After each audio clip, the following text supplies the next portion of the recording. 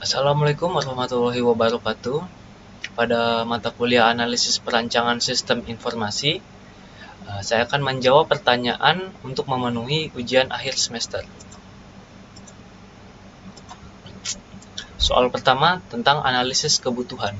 Sebuah universitas ingin mengembangkan sistem informasi untuk manajemen pendaftaran mahasiswa baru. Sebagai seorang analis sistem, jelaskan mengapa analisis kebutuhan sangat penting dalam perancangan sistem informasi. Sebutkan dan jelaskan 3 teknik atau metode yang dapat Anda gunakan untuk mengumpulkan kebutuhan dari pemangku kepentingan universitas tersebut. Jawaban. Analisis kebutuhan data dan informasi sangat diperlukan karena merupakan fondasi dalam perancangan sistem informasi. Tanpa pemahaman yang mendalam tentang kebutuhan ini, sistem yang dikembangkan mungkin tidak akan efektif atau bahkan dapat menghambat operasi bisnis. Analisis ini akan mengkualifikasi sistem informasi yang dibuat sejalan dengan tujuan organisasi dan memenuhi kebutuhan pengguna akhir. Dalam pengumpulan data analisis kebutuhan, ada beberapa hal yang harus diperhatikan, yaitu memahami kebutuhan pengguna. Pengumpulan dan analisis kebutuhan memungkinkan pemahaman mendalam terhadap harapan dan kebutuhan pengguna, serta mencegah terjadinya kesenjangan antara solusi yang dikembangkan dan ekspektasi pengguna. Menghindari kesalahan awal. Pengumpulan dan analisis kebutuhan berperan penting dalam mengurangi risiko kesalahan desain dan pengembangan di tahap awal proyek. Merancang solusi yang relevan. Melalui pengumpulan dan analisis kebutuhan, pengembang dapat menghasilkan solusi yang sesuai dengan harapan pengguna dan memberikan nilai tambah yang nyata. Menentukan lingkup proyek. Pengumpulan dan analisis kebutuhan membantu dalam mendefinisikan lingkup proyek dengan lebih jelas, menghindari ambiguitas dan tujuan dan batasan sistem yang akan dikembangkan, mengarahkan pemilihan teknologi. Pengumpulan dan analisis kebutuhan memungkinkan pemilihan teknologi yang paling sesuai dengan kebutuhan pengguna, memaksimalkan kepuasan pengguna. Pengumpulan dan analisis kebutuhan berdampak positif dalam meningkatkan kepuasan pengguna terhadap sistem yang dikembangkan. Metode yang dapat digunakan untuk pengumpulan kebutuhan dari pemangku kepentingan adalah wawancara, melibatkan pemangku kepentingan langsung dalam diskusi untuk mengumpulkan kebutuhan mereka. Observasi, mengamati proses kerja langsung untuk memahami kebutuhan informasi dalam praktik nyata. Studi dokumen, mengkaji dokumen-dokumen yang ada untuk memahami proses saat ini dan kebutuhan informasinya. Soal kedua, manajemen proyek sistem informasi.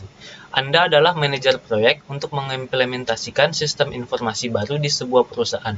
Bagaimana Anda akan mengelola proyek ini secara efektif? Jelaskan langkah-langkah yang Anda ambil dalam merencanakan, melaksanakan, dan mengawasi proyek. Juga sebutkan beberapa resiko yang mungkin timbul selama pelaksanaan proyek dan cara mengatasi atau mengurangi resiko tersebut.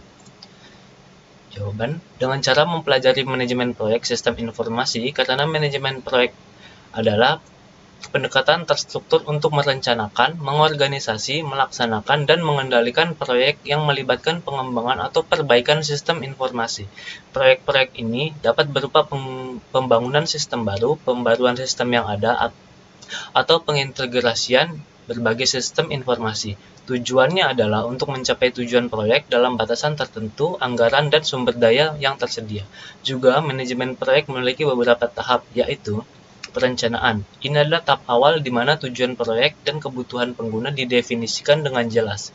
Perencanaan mencakup pembuatan rencana proyek, penentuan anggaran, alokasi sumber daya, dan penjadwalan tugas. Pengembangan persyaratan. Pada tahap ini, persyaratan bisnis dan teknis sistem informasi dikumpulkan dari pemangku kepentingan.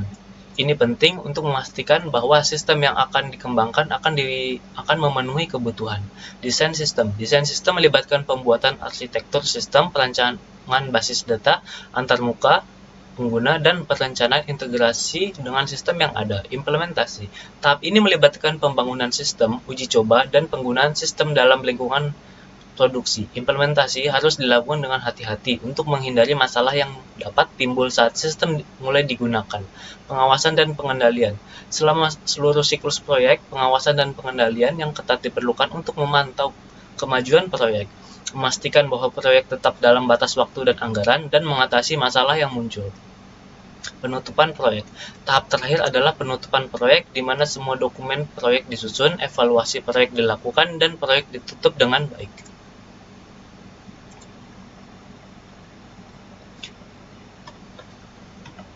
Beberapa resiko umum yang dapat terjadi saat proyek berjalan.